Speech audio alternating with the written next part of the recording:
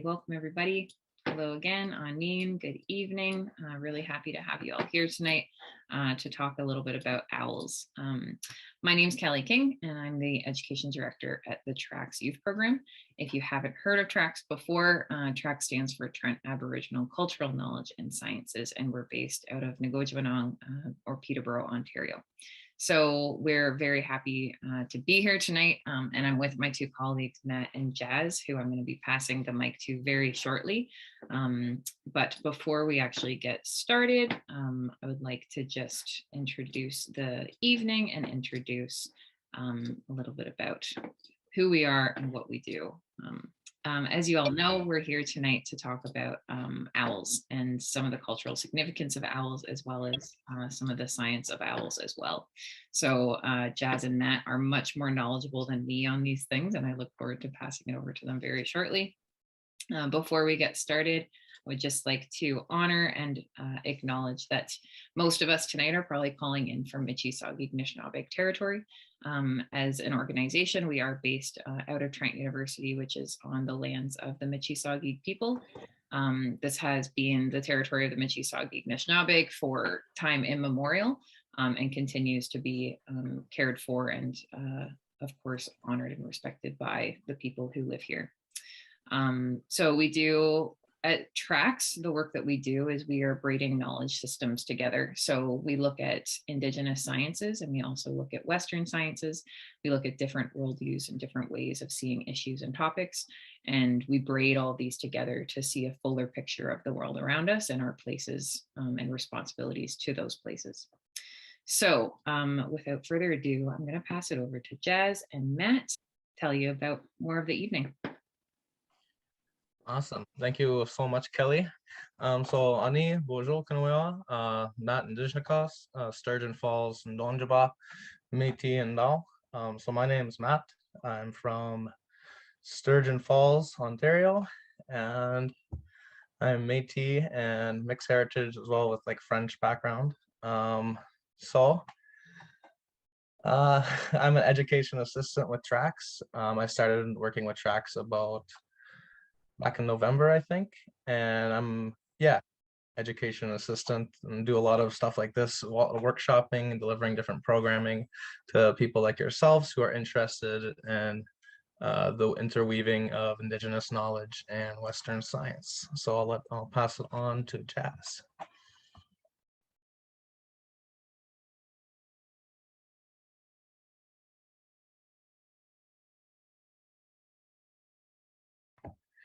You're still muted, Jazz.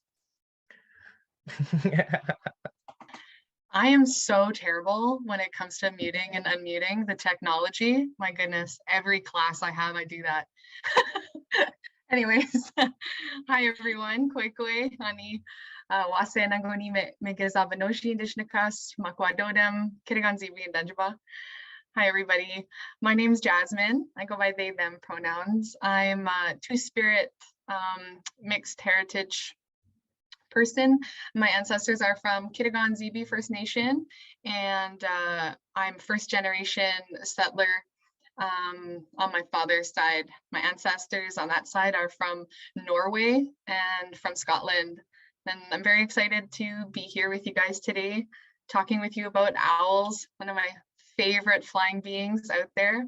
I'm the educational instructor for TRACS.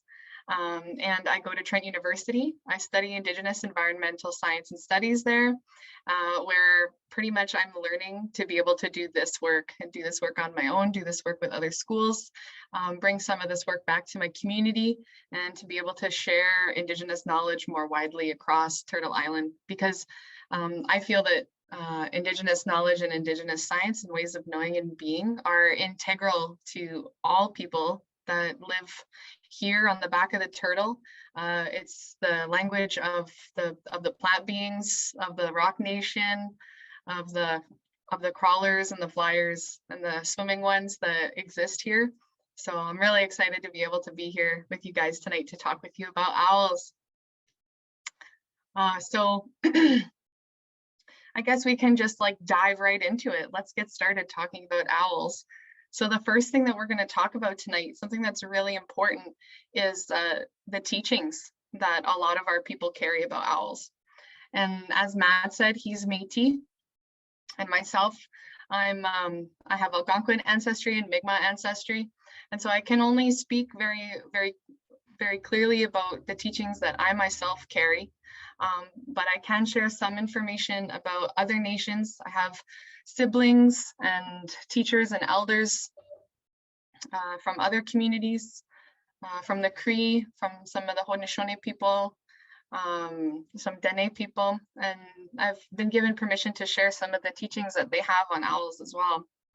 And something that's really important that we know is that not all Indigenous people have the same view, the same beliefs, the same stories and knowledge on owls and what they represent and what their spirits carry for us. And some of these differences are quite different. For example, some of the teachings that I carry are about owls is that they are like eagles. They are the opposite of eagles. You know, eagles are our protectors during the daytime. They carry our messages up to Creator. They help watch over us and guide us and protect us.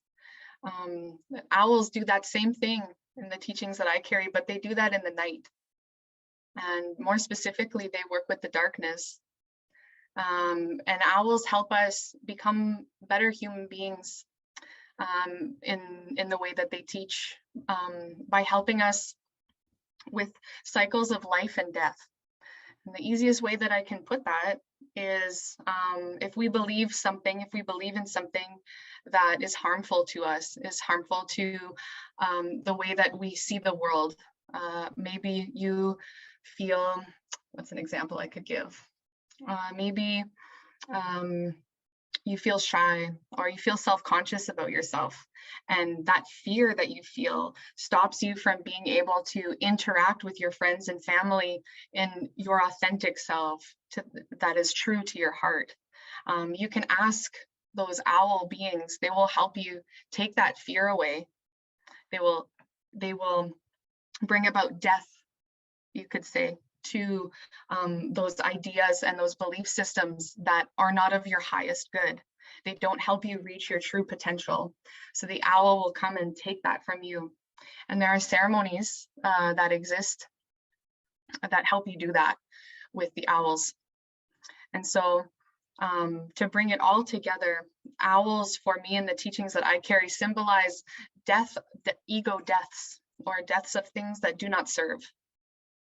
Whereas my brother, Boyd Whiskey Jack, he is Cree from Alberta, Plains Cree from out west.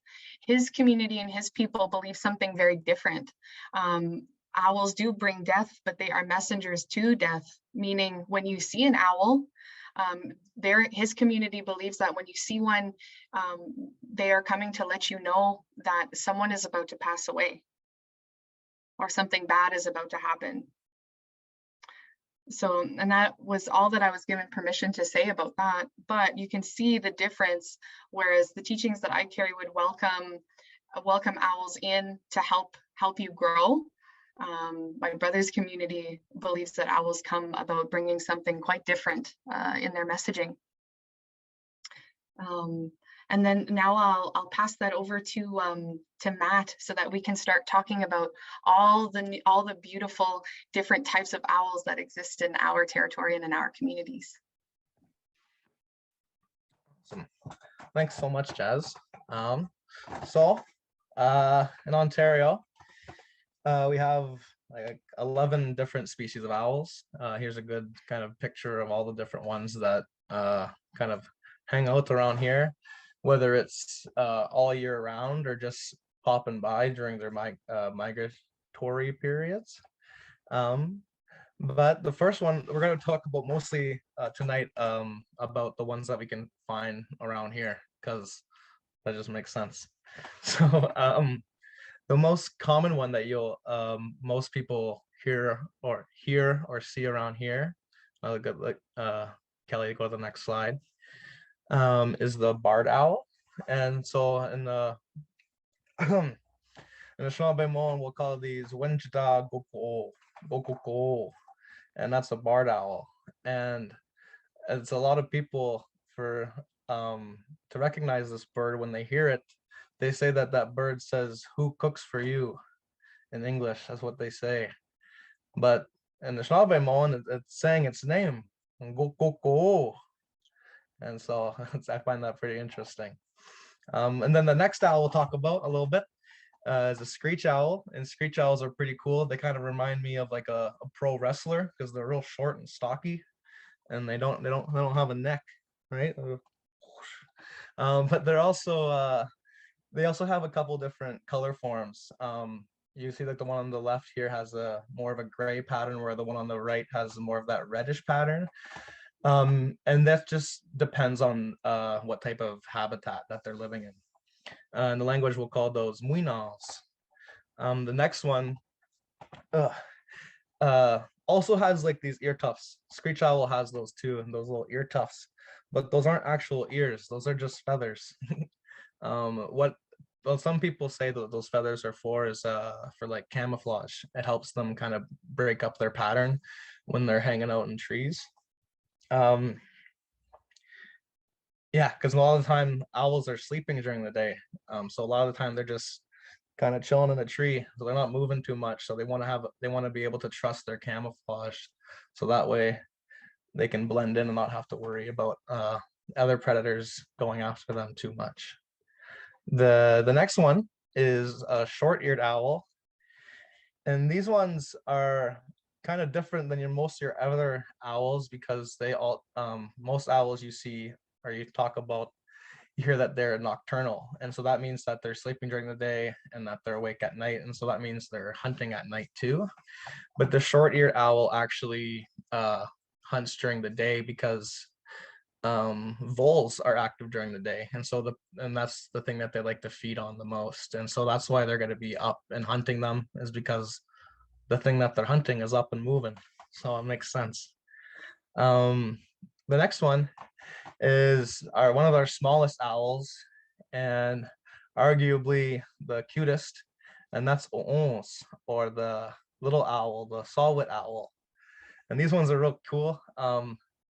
I was telling Kelly and Jazz about there was one time when I was like 10 years old, and I was going partridge hunting with my dad at my property up north, and just came through this little patch of some cedar trees and some fir trees, and there was a little owl, a little saw-whet owl, just hanging out, like arms reach in front of me, just on a little branch. And my dad's like, "Go get the camera." And this was before he had, well, real good cameras on your phone anyways, before you had the flip phone, and we didn't even have those. But anyways, so I ran back up to the top, grabbed the camera out of the car, ran back down, and I came back, and my dad was just hanging out with this owl, and he had put his finger underneath it and actually had hopped up onto his finger before it flew away.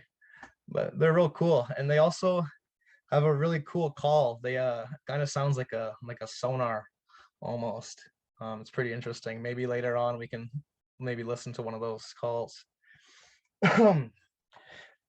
And in the winter time, there's a few birds that kind of migrate down to this area. And so the first one we have is the snowy owl. And snowy owls, if you want to go next slide. Yeah, so snowy owls are pretty cool. They're another one that you'll often see during the daytime hunting. And that's just because up north where they fly to, so like they'll go all the way up into Nunavut and hang out there, and that's where they'll spend most of the year. But they come down here in the winters. But the reason that they hunt during the day is because it's mostly sunlight all the time up there. During the summertime, there's like almost like 18 to 20 hours of light, and so it's very dark for a very limited amount of time, and sometimes not at all. And so if they were waiting for it to be dark, they would never eat, which wouldn't be a great way to live. They'd always be fasting. And so they've adapted to hunt during the daylight as well. And then the next one, which is one of my favorites, is the great gray owl. And these guys just look real cool, real intimidating, real scary. Um, but they also kind of come down here in the winter a bit just because of the migratory patterns that they have. Like you can see these they're little owlets, kind of look like little penguins a little bit. But these guys are really cool as well. Oh, getting ahead of myself. uh, because the way that it really shows how owls facial structure is like. So owls faces, they kind of have like this their face is kind of structured so that like they'd be combing over their ears, so everything kind of comes into their ears so they can hear them. And so we'll get more into that later. We'll let Jazz start talking about the anatomy of the different owls here. Okay, my mic, everybody can hear me? The mic is on, okay. Just making sure. Okay, so Kokokoo's life stages, I'd like to share with you a little bit about the different life stages of the owls before we start talking about their anatomy. And so as you can see, this is a pretty cool picture. Someone's actually documented the life of this beautiful barn owl. And so in their little baby form, they're gonna come out of an egg at some point, and mom's gonna incubate them and be with them for a time. And then when they hatch, they kind of look like a chicken wing, these little guys. And mom's gonna stay, have most of her time with them at this stage. So dad and other community members, if these owls are being born in a community, which most barn owls, to my understanding, will actually stay connected to one another and have little communities. So those community members are going to be going out and getting food for the babies. And then once they start looking like a dandelion puffball, now they're going into the owlet stage of their life. And that will take some time. I believe I don't have my document up because my other screen isn't working right now, but I believe it's 3 to 6 months that they'll be in their little owlet form. And then after that, they go into their very rowdy teenage phase of being a fledgling. And at this point, as you can see, they're starting to lose a lot of their fluff, their little dandelion fluff, and their beautiful feathers are starting to come in, and they're looking more and more like an actual owl. And then once they reach that beautiful adult phase, all of the fluff's gone, their beautiful feathers have come in, and they are ready to start their life journey on their own. Kelly, I'll get you to switch slides. I thought you guys would like these. So these were some images that I found. There's a university, I believe, out east. Yeah, I'm pretty sure it's Dalhousie and their environmental department. These come from. They did a barn owl project, set up some cameras, and you can actually see these cameras live. I believe I think they have a YouTube feed. You can see these cameras live, and I believe this was last season. This beautiful barn owl. Look at, she's so proud of herself and all of her eggs. There's so many eggs there, and then her beautiful eggs hatched. And I tried to get snapshots of them growing, but there weren't any. But you can, I'm sure, if you Google, what was it? I think the Owl House Project. I think that's what it's called. If you Google that, you will find their cameras, and you can see the progress of the beautiful little family in there. So sweet. You can go to the next one, Kelly. Okay, so like, check this out. Anatomy of owls. What? How do their necks do that? Do you see that? That great horned owl is standing, so he's standing straight, like his head is supposed to be facing us, and he has turned his head completely around to his back. How like how is that possible? And there were some other images of some owls that they can, like, without moving their body, they can completely rotate their neck like all the way around and look at you upside down if they wanted to. It's crazy. So the reason like why they can do this, how this is possible, is because owls have 14 cervical vertebrae. Oh my God, that's double the amount that we do. As human beings, you can see on that slide there, we have 7 cervical vertebrae. And what that means, what I mean by cervical vertebrae is between your skull and just to your shoulders.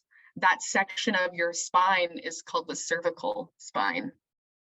So from head to shoulders, we have 7 and an owl has 14. This gives him an immense amount of flexibility in his neck to be able to do a 270-degree rotation. It's crazy. It's insane. So we, like as human beings, we can, without turning your torso, you can give it a try. You can get, without moving your shoulders, you can get to about just shoulder length. And then you go the other way. Yeah, you get about just to your shoulder without your shoulders actually moving. That's just 180 degrees that we have. And if you've got a stiff neck, it's probably a lot less than that, but that's okay. Our owl friends can go all the way and look behind them. It's incredible. You can, oh no, I was gonna say you can change slides, but there's one more important thing. Why would an owl have to do that? Why would that be something that an owl has developed within their physiology to be able to look all the way behind them, to be able to do a full like upside down rotational angle to look at you? Why would they need to do that? Well, something that's really cool, and I have here, pick them up really gently. I have here a great horned owl skull from a beautiful great horned owl that I found on the side of the road. He got hit by a car. I'll hold him up for you. See if you can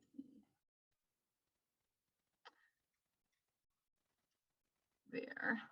So our beautiful friend here, as you can see, his eye sockets in there, they're very, very deep. They're really deep. And an owl's pupil, and that his little eyeball, is tubular, meaning that it can't move within the socket. So us as human beings, you can test this, don't move your face, and you can look pretty much everywhere in front of you, right? You can look, your eyeball can actually just move like that in the socket. But an owl can't, they stay in one place. So the only way that he can see is by moving his head completely. He can't look up or down otherwise. So this is a beautiful tool, a beautiful evolutionary tool that the owl has figured out, that the owl chose to have over time, to be able to see everything. Absolutely amazing. I'm going to now pass you guys back to Matt so that he can tell you some really cool things about the owl's face and their ears and how they can see the way that they do. And Matt, you can let me know when you start talking about their beautiful wings, and I can pull up, I can bring up my the wings that I have here for everyone to see while you're talking. Awesome, thanks. So yeah, just to touch on what Jazz was saying, so their owl eyes they're real big compared to their heads. And if our eyes were as big as their eyes were, on our heads, we'd have like grapefruits. That's how big our eyes would have to be. Imagine having grapefruits in your head. That's kind of, I don't want that. But that, like I was saying earlier, their way the faces are set up is that it's like they're kind of going like this, and so that way they can hear. all the different things that are going around them, and they're really good at hearing.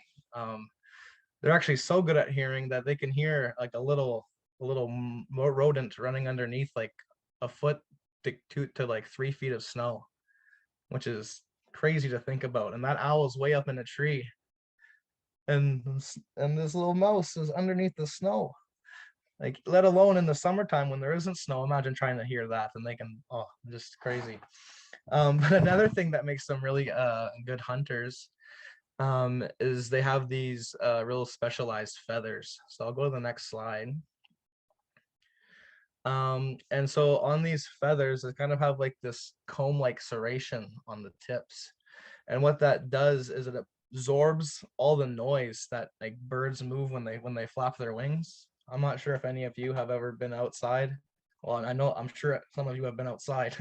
I'm not sure if any of you have been out in the bush and like a bird flies over you and you can hear it making all that noise when it's flying over you.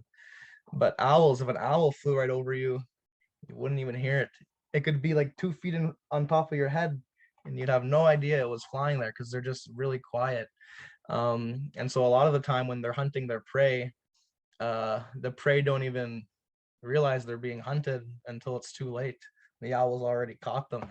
And so that's what makes them really good hunters. Yeah, but what makes them, oh, I'll let Jazz show some of the feathers that she has, or wings that she has, Of course. before I move on.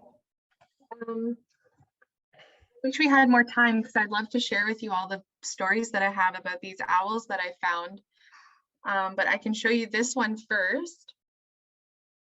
So this is a, hold on, I'm gonna back up for you so you get a full view. So this is a fused barred owl wing. And I say it's fused because it's dried now. And if I spread it too much, all its skin has went into rigor mortis. So I can't stretch him out too much. But that serration that Matt was talking about, I don't know if you can see it, but you can see really close up on that feather there. You can see all these little parts of the feather that sort of flick upwards to help them stay quiet. And this guy, when I found him, he was also on the side of the road, but he hadn't been hit by a car. I took him apart and I did a full dissection on him to see what was going on, to see if there was anything that I couldn't see on the outside of his body. And what I had noticed is inside of his belly, he had an undigested mouse in him. So I am going to assume that inside of his little belly, he had eaten a mouse that had probably gotten like rat poisoned. And he passed away from that. And he just so happened to drop out of a tree just beside the road. And I saw it happen. So this is the barred owl wing. And then the next one I'm going to show you is the wing of that beautiful great horned owl that I found actually on the side of Highway 7, just outside of Peterborough. So I'm going to have to move back because it's quite large. So this is, I was able to stretch out his beautiful wing, and I put it onto a foam board, and I put some needles in it to help stretch it out and hold it in place while it dried. And I was able to keep his little shoulder attached as well. And you can see this wing is like look how far away I am for you to see the whole thing. It's massive.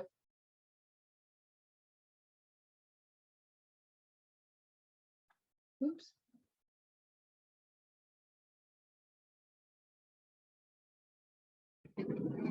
So she was, this owl was hit by a car just on the side of the highway there.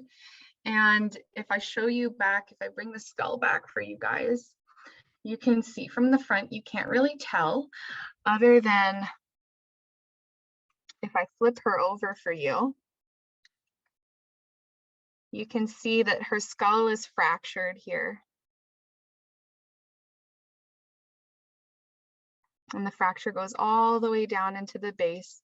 So we know that the impact point, you can imagine she was flying, had her wings back, and the impact point was right on her head. So she died instantly, poor thing. And when I found her, she was still warm, so it had just happened. And I brought her home and took care of her right away. I also have here to show you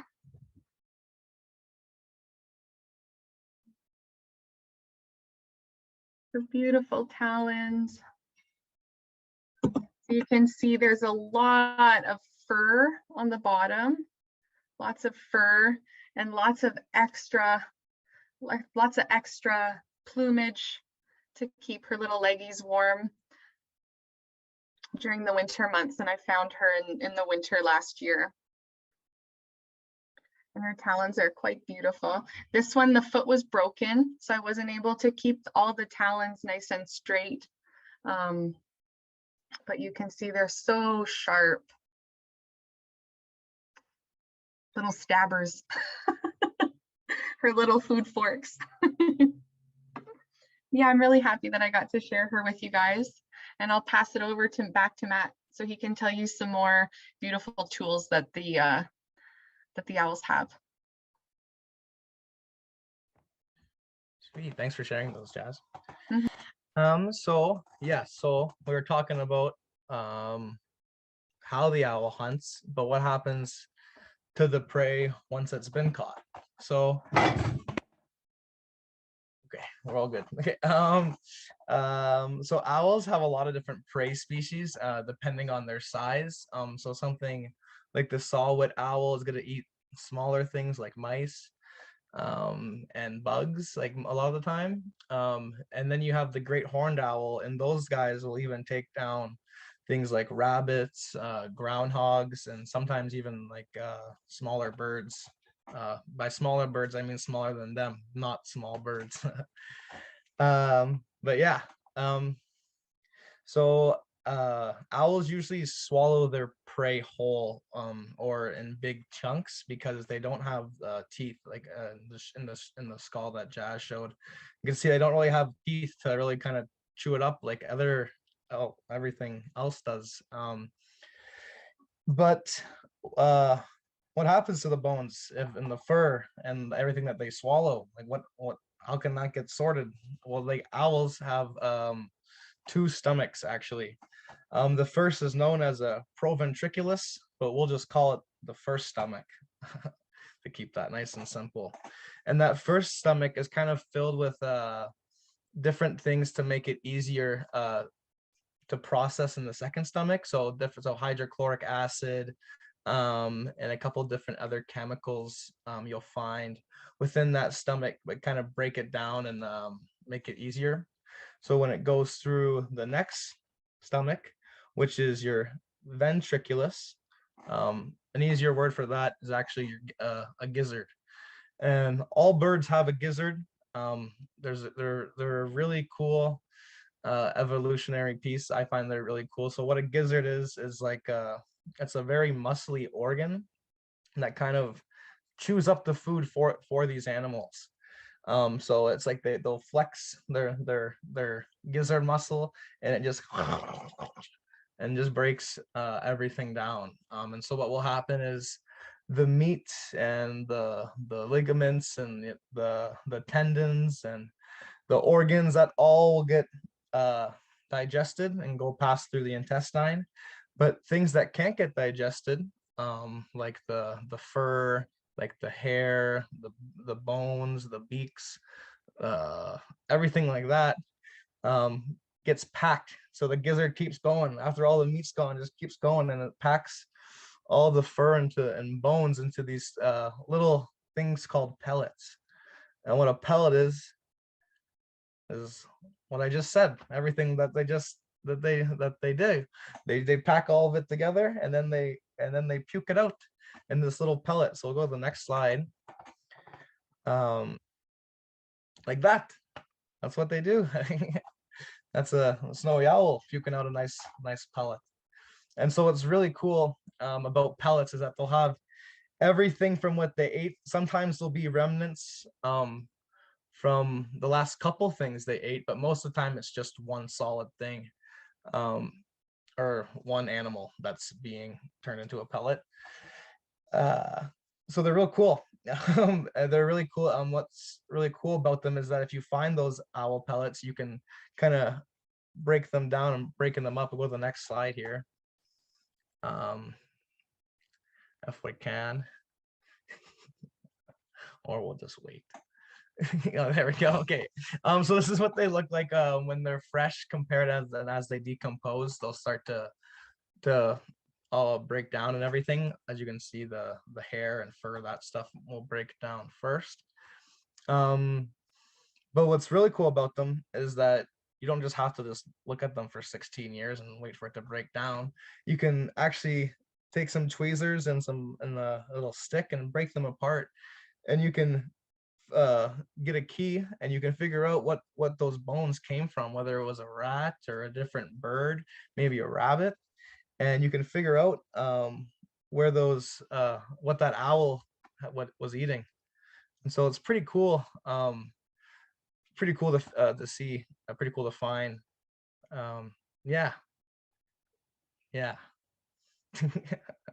So I think at this point we can kind of open it up for any questions or comments. If anyone has anything to say at all, or quite any questions to ask.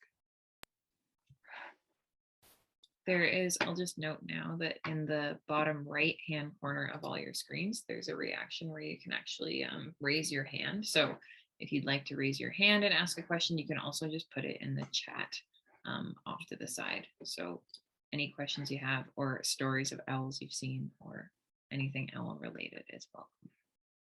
I'd love to hear some stories if anyone has any owl stories that they would like to share. I'd be really interested in hearing those. Any encounters that you've had. And while we're waiting for hands to come up, I can actually share a couple owl stories with you guys if you'd like. The other, I think it was probably in November, I was out for a walk and I had stopped just to look up at the stars. It was nighttime and you could tell that things were changing. We were about to have our first snowfalls and I was just appreciating seeing the grass for probably the last time out for a walk that year. And a beautiful great gray owl swooped down just over my head, and I didn't hear it coming.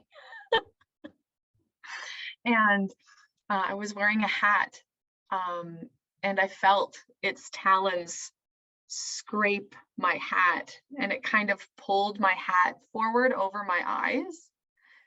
And I lifted my hat up right away and looked up, and it was incredible just how, well, geez, he touched me, like just how close he was.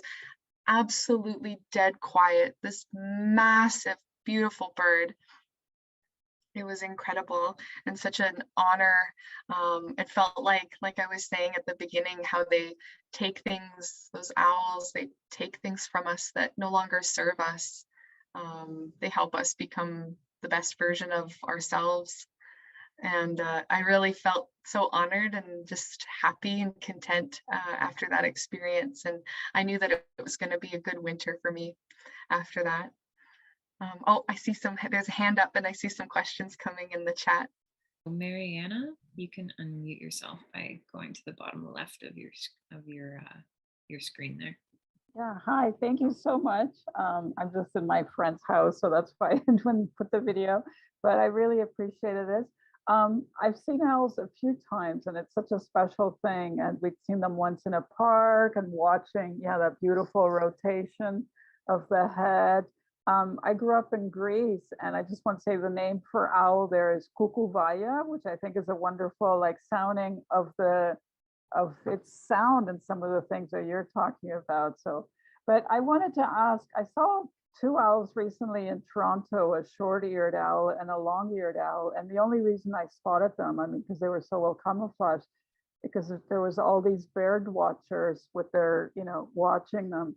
And my question was, like, how close should they be getting? Are people going a little too close to them? Because I understand they can be, yeah, I'm sorry if you said it in the beginning and I missed it, but I wanted to be respectful, especially when big crowds, of course you get so excited because it's such a special experience, but I wonder if you had any advice about staying away from them so you don't disturb them, especially during the daytime. Thank you. Yeah, that's always the best way to find birds, is by actually just finding crazy birders. You just look for a bunch of people with binos and just going like, oh, and like that's the best way to find. um but yeah, a lot of the time, like especially those ones, like sometimes people get a little too close for comfort, but it's always about, you can kind of feel if you're disturbing that animal. Things like owls, like the barred owl, they're more curious, so like they'll kind of hang out while you're there and they'll be watching you, trying to see what you're up to. But the thing is with a lot of birds is that if they don't, if they're a healthy bird in most situations, if they're feeling uncomfortable, they can just fly away.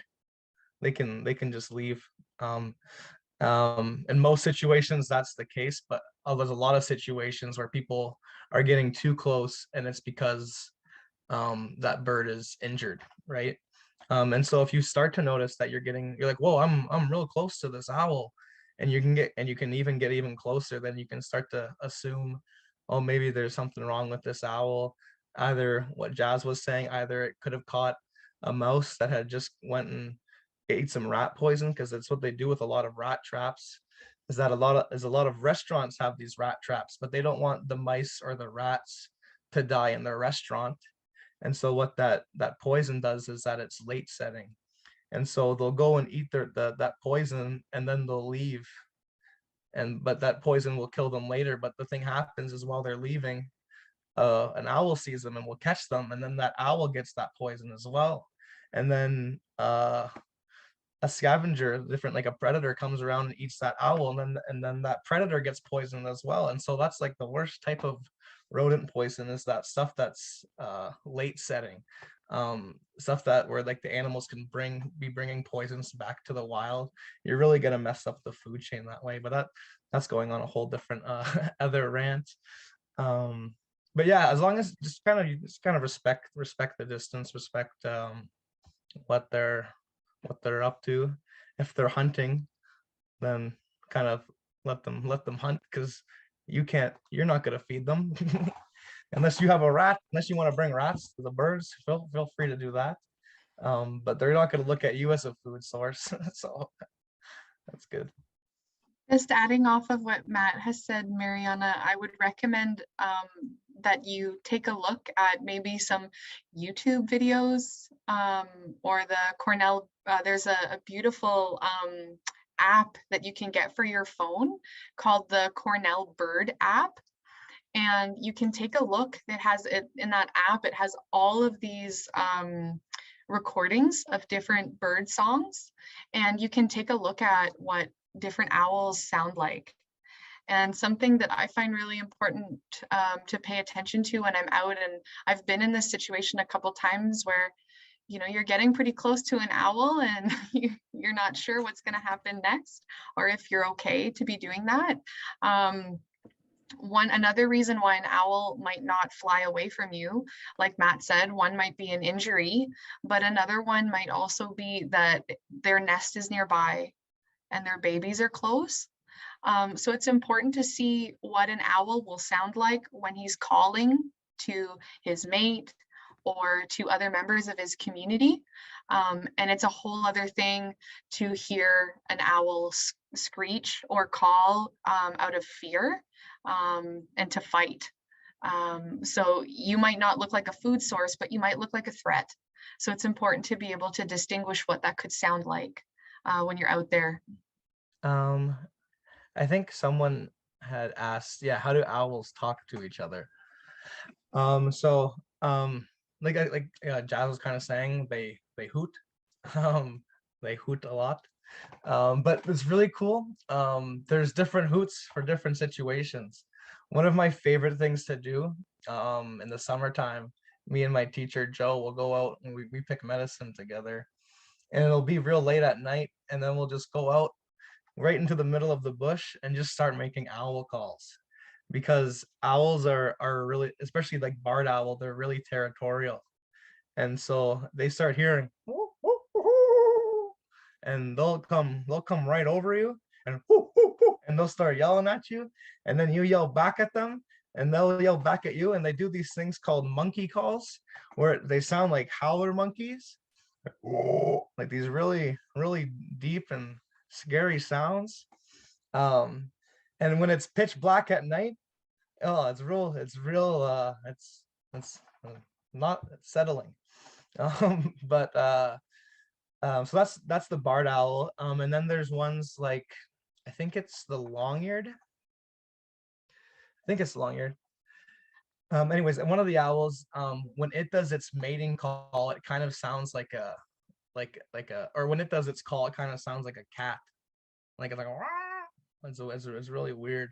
And then I'll let Kelly show a couple of them.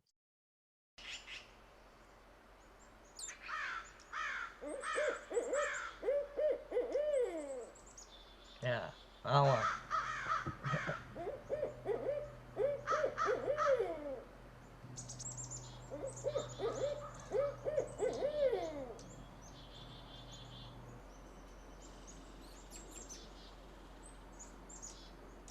Real cool, real scary. Most of the time when you see them calling in the daytime like this, it's because you're near its nest. That's the one behavior that I was able to actually witness this summer. I was doing turtle field work, and at one of the little ponds that we were at, it was at like 1 in the afternoon, and there was an owl yelling at me, and I'm like, what? Like, go to bed. But it was because we were real close to its nest, and I was looking around, and sure enough, there it was. And I took my binos out, and there was 2 little babies in there with it. And I was like, oh, they just look like little fluff balls. But they're real cool. But we'll go to the next one, which is that saw-whet owl, and this one has that really really cool call.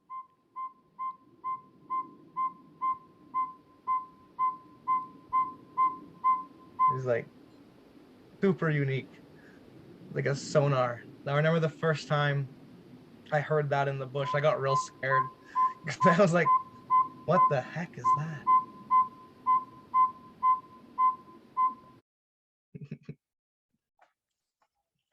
But yeah, that's just a couple different ways of how they like to communicate with each other, is by those different hoots. And like they have different hoots for different occasions. It's a hoot of a time. Someone had to say that once. I see another question in the chat here from Lori, talking about snowy owls migrating from up north in the winter. Her question is, are there any other seasonal behaviors or patterns that you could tell us about any of the other owls? There is. There's quite a few different seasonal patterns to the owls. Like a lot of the ones, like you see like the long-eared owl. I didn't talk about that one too much, but like that one will spend its winters like going down into Mexico, and then it'll come up to go up to like Temiskaming to breed, because it's real nice and romantic area up in Temiskaming. And then they'll come back and hang out in like this area, like the Kawartha Lakes area. So a lot of them will just stay in that Kawartha Lakes area, and just kind of in that temperate region where they can kind of experience all these different weather changes. But some will go all the way down into like Mexico. The snowy owls, like they're crazy. A lot of them don't fly much further than the northern states, but then they go all the way back up to Nunavut.